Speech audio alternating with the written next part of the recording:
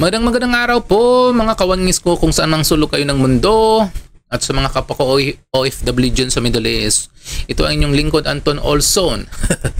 Sa mga hindi pa dyan nakasubscribe sa akin at nakalis ng mga videos ko, i-likes nyo naman dyan, parang awan nyo na. Ngayon pag-uusapan natin po yung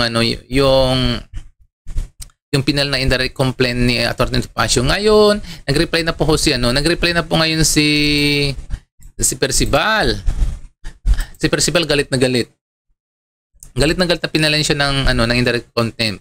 Tingnan niyo, panorin natin kasi ang tingin niya kasi sa mga DDS, yung po ang dahil kung bakit pinalan siya ng indirect contempt ni Atty. Topacio. Ngayon galit na galit. Ngawa siya ng ngawa. Ito, panorin natin. Indirect contempt daw laban sa akin. At ang ating reaksyon ay, in the words of Miss Universe 2015 Pia Worshback, it's both an honor and a great responsibility. Isang napakalaking karangalan po ang mahanay kasama sila Senator Risa Ontiveros at Congresswoman Leila de Lima na tinatarget at tinaharas ng mga followers ni Buloy at saka ni Duterte. Kung tayo man po ay hinaharas ng mga taong ito na alam naman natin na alleged pedophile at mass murderer, then I am at peace. Obvious na modus ito ng mga Duterte para patahimikin ang kanilang mga kritiko. Kanila pong binibiktima ng legal harassment para tumigil magsalita tungkol sa katiwalian, pangungulimbat at pag-aabuso nila sa kapangyarihan. Lumang kwento na po ito. Wala na bang bagong strategy? Napaka-ironic na makasuhan ng indirect contempt ng mga ito na alam naman natin sa kanilang record sa presinto, wala namang respeto sa rule of law. Manalamin po sila. Sila pa talaga ang nagkaso ng contempt. Kung ito ang consequence ng pananagot kay VP Sara Duterte sa kanyang pangulimbat sa kaban ng bayan at pang-aabuso sa kapangyarihan, again, I am at peace. Kung ito po ang halaga at bayad sa ating panindigan para sa katotohanan at katarungan, carry naman. Kasi sa dulo, ang manindigan para sa taong bayan.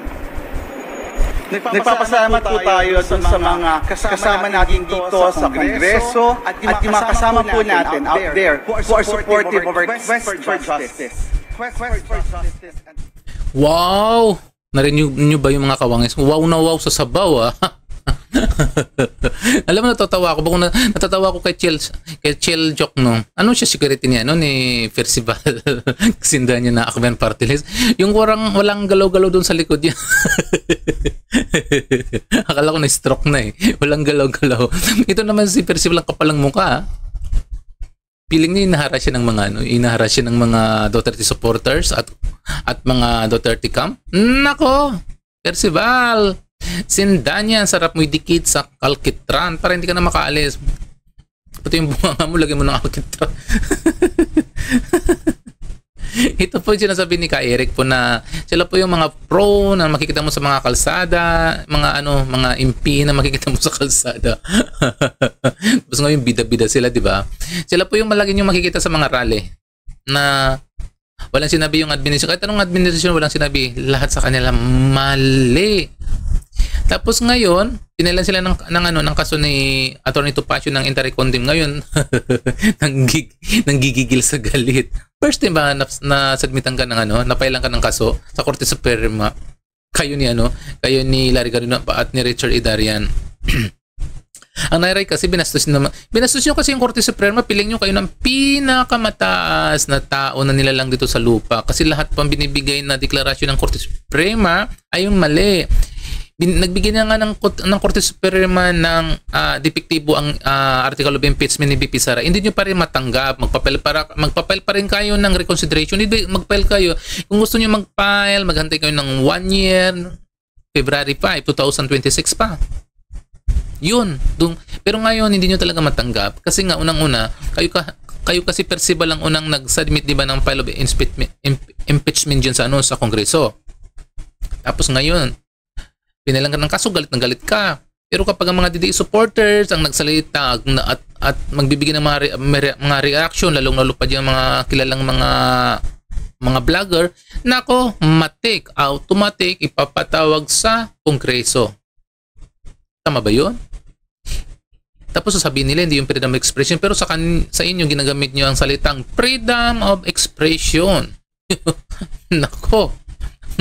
Dapat nga gusto ko nga na bawat buka ng bungangan nyo pailang kayo ng kaso ni Atty. Topacio. Diba? Galit na galit ng gigigil. Gigil na gigil si Percival. Tanggap na lang kasi nga ba't yun yung pa kasing tanggapin na isa kayo sa mga unyango sa gobyerno. Kung saan na mayroon kayo mahuhut-hut doon kayo. Ang dami dyan Ang dami niya nagkalat. Kaya minsan nga mayroon ka makikita ng mga quotes. Mga quotes, diba? Ang buhaya, hindi lang makita sa tubig ang iba dyan sa gobyerno. Pero ito talaga mga ngaungaw yan sila. Franz Castro or Manuel Arlen Brosas. Naku, mga ngaungaw yan. Walang respeto yung kapag magsalita yan. Diba? Tignan nyo sa mga pinatawag si BP Sara sa Kongreso, pati si Pangulong Duterte, di ba yung mga tanong nila, di ba, pambibwisit? Nakakabwisit. Talagang mga tanong nila, tapos sabi nila, freedom of expression. sa kanila lang yata yung freedom of expression Sa ibang tao, hindi angkop yung freedom of expression sa ibang tao, sa kanila lang yun. Kasi nga, bakit galit na galit sila kapag silang kinakalaban na at sila binibira ng mga ng mga tao, galit na galit sila Kung di nila matanggap, hindi magbigti sila. Ganun lang kasimple yun. So, dumako naman tayo dito kay Mayor Basti. Kung makikita nyo dyan, mayroong nakalagay dyan na statement si Mayor Basti. Ito po yung statement niya, yung regarding po sa sinabi ni General Torre na sinasabi siyang duwag, di ba? Kasi hindi siya pumunta sa bugbugan nila sa Memorial Coliseum sa Rizal.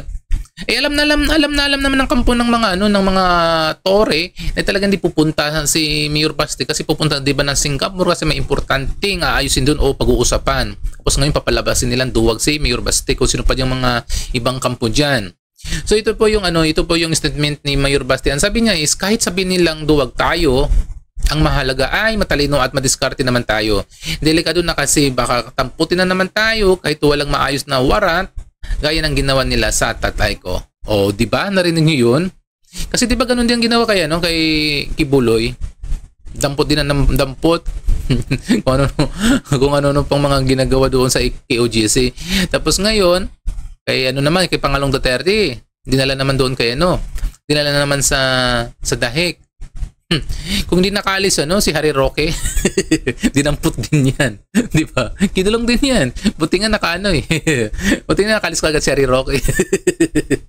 Hindi ko nga bilis bilis nakaalis Buti nakaalis na si Harry Roque. Kung hindi, kulungan ang bagsak din.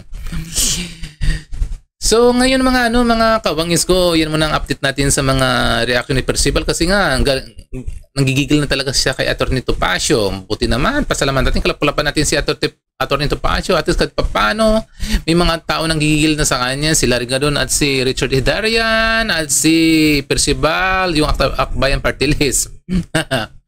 Sana Atty. Topacio bawat buka ng bibig nila kailangan pailan kayo ng kaso sa korte. So yun yung mga kawangis ko sa mga hindi pa dyan nakasubscribe sa akin.